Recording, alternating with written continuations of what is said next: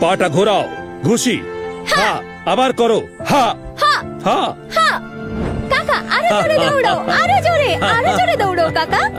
কি কেমন মজা লাগছে তো? তুমি সং, এটা আসলে তুমি। কতদিন পরে দেখছি, আমি ভাবতেও পারিনি তুমি বেঁচে আছো। কত কেঁদেছি। আমার একটু দেরি হয়ে গেল। তুমি তোমার জীবন বাজি রেখে আমাকে বাঁচিয়েছিলে, না হলে আমি বাঁচতামই না। আমি তোমার এই ঋণ কি করে শোধ করব বলো? সন্তানের কখনো কোনো ঋণ হয় না। তুমি তো আমার মেয়েরই মতো। তোমার জন্য যদি এটুকু না করি তাহলে কার জন্য করব? ঈশ্বরের অনেক ধন্যবাদ, তুমি বেঁচে আছো। কাকা আর কখনো এটা বলবে না। আমি এসে গেছি, আমি তোমাদের রক্ষা করব, তোমার মার্শাল আর্ট স্কুলকে আর তোমাকেও। অনেক দেরি হয়ে গেছে, এই মেয়েটা অনেক শক্তিশালী। শোনো, আমাদের চলে যাওয়া উচিত। শানান, এখন তুমি ভরসা। অত চিন্তা করতে হবে না, আমি ওই মেয়েটাকে একাই দেখে নেব।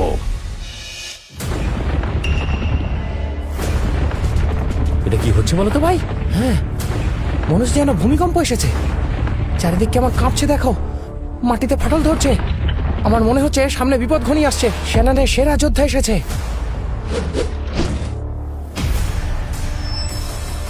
সংমা, খুব সাবধান। স্যানন খুব বড় যোদ্ধা। ও সম্বন্ধে প্রবাদ আছে, এক খুশিতে হাতি মেরে ফেলতে পারে। ওর সাথে লড়াই করতে যাওয়া বোকামি হবে। আমার কথা শোনো, যেও না। কাকা, সেদিন তুমি আমায় বাঁচিয়েছিলে, আর আজকে আমি তোমায় বাঁচাবো। শোনো সং, আমি তোমাকে আবার বারণ করছি, তুমি বিপদে জড়াতে যাচ্ছ।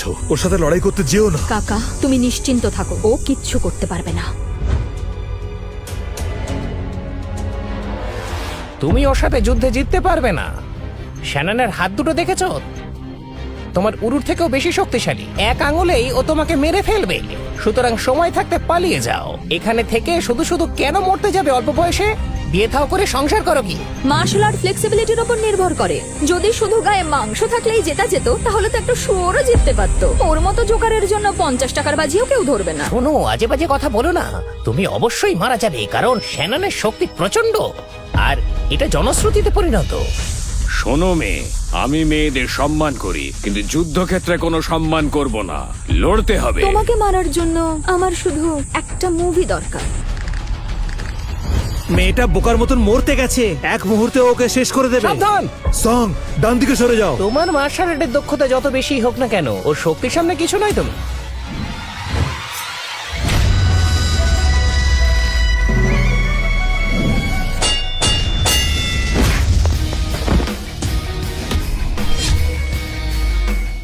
ফুলের মতো হাত আর সুতোর মতো পা। এ তো অবিশ্বাস্য মুভমেন্ট। ভাবতেই পারিনি কেউ কাউকে এইভাবে হারিয়ে দিতে পারে। অত ভারী হাতুড়িটা ও এক হাতেই ধরে ফেললো। এই যে অবিশ্বাস্য ব্যাপার, ভাবতেই পারছি না এরকমও কখনো হতে পারে নাকি। আমি বিশ্বাস করি ও জিতবেই। ঈশ্বরের আশীর্বাদ আছে ওর ওপর, তাই ও এখানে এসেছে। মারো মারো ওকে, নাকটা চেপটে দাও। তোমার সাহস তো কম নয়, তুমি বিদেশিদেরও আঘাত করতে সাহস করছো। আজ তোমাকে আমরা মেরে ফেলবো। যাও, ওকে মারো।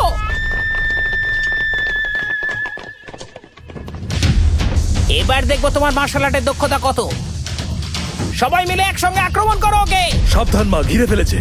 হ্যাঁ!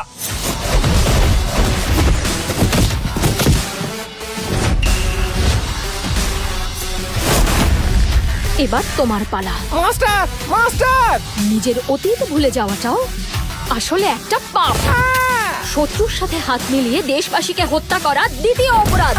আমার মার্শাল আর্টকে অপমান করা, দেশের সম্মান নষ্ট করা তোমার তৃতীয় অপরাধ। তোমার মতো অপদার্থ আর অকৃতজ্ঞের বেঁচে থাকার কোনো অধিকার নেই।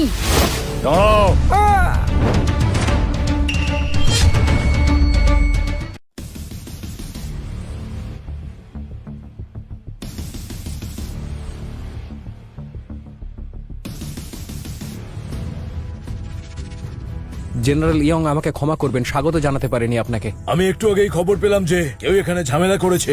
জেনারেল, আপনি ঠিক সময় এসেছেন। এই মেয়েটা মারিতা কোনকে খুব মেরেছে। ওর অবস্থা দেখুন, ওকে এক্ষুনি অ্যারেস্ট করুন। ও কি বলছে?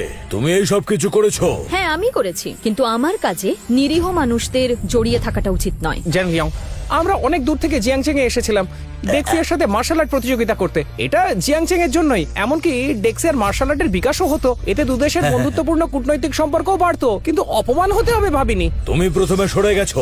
জেনারেল হিয়াং, আমার কথাটা শুন। এখানে ঘটনা অন্যরকম হয়েছে, আর ঝোজিয়াং যা বলছে সম্পূর্ণ অন্য। আমি তোমাকে যেটা জিজ্ঞাসা করছি সেটাই বলো। প্রথমেই সরে এসেছিলাম। মিথ্যে কথা বলছে। ওরা প্রথমে বাতিল করতে চেয়েছিল, আমরা সেটা কখনোই মানতে চাইনি। জিজ্ঞাসা করুন ওকে, ওই লোকটা বাজে কথা বলছে। এই লোকটা আগে এসে এদের মারধর করেছে। ওদের কথা বিশ্বাস করবেন না, ওরা বাজে কথা বলছে। কে কি বলছে আমি দেখছি। তুমি আমার বিরুদ্ধে যাবার সাহস দেখিয়েছিলে, তাই না মাস্টার ঝ? এই যে, এত সাহস হলো কি করে? ওদের সবাইকে ধরো।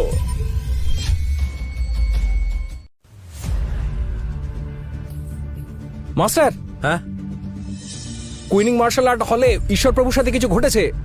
চলো ওখানে তাহলে এখনই যাওয়া যাক। চলো, আমাকে নিয়ে চলো।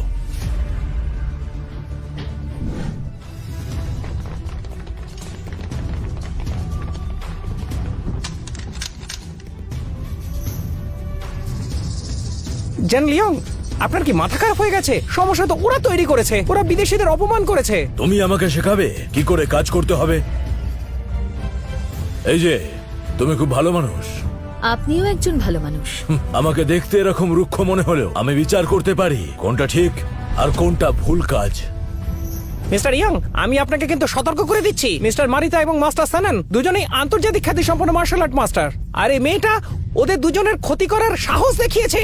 তুমি চুপ করো, তোমার মুখে এই কথা মানায় না। মারপিট করলে আহত হওয়া স্বাভাবিক। তুমি চুপ করো। কিন্তু দাঁড়ান,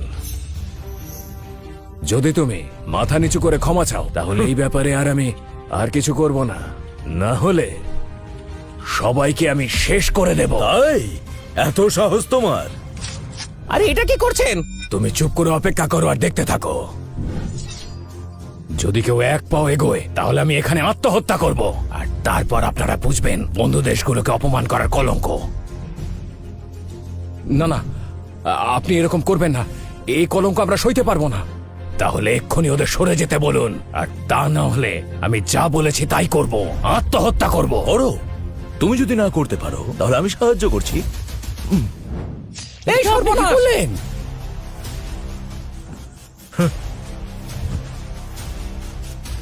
মাস্টার সাকুরাকে আপনি হত্যা করে ফেললেন? এত সাহস আপনার কি করে হলো? এর প্রতিফল আপনাকে ভুগতেই হবে।